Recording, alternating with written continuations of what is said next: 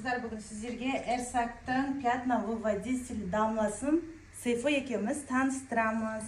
Seyfo, sen de bir şeyler söyle. Bununla alakalı ne düşünüyorsun? Bu damla acayip bir şey. Dalga geçmiyorum bak, ciddiyim. 100 yılın ürünü. Çıkartamadığı leke yok.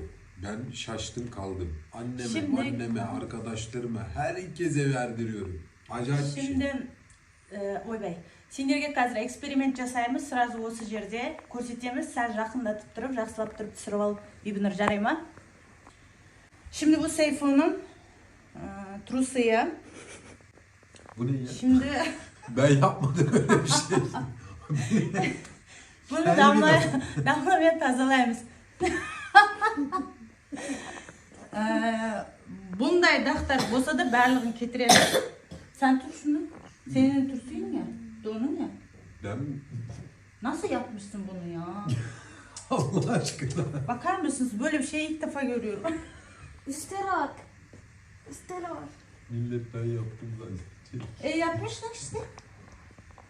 Sen yapmadın mı bunu? Bak şeyden buldum. Temizlik yerinde. Ya tövbe, yok öyle bir şey. Küçük seninki o. Kırge taslapsın bu. Kirliden aldın. Bir de ben tutuyorum böyle.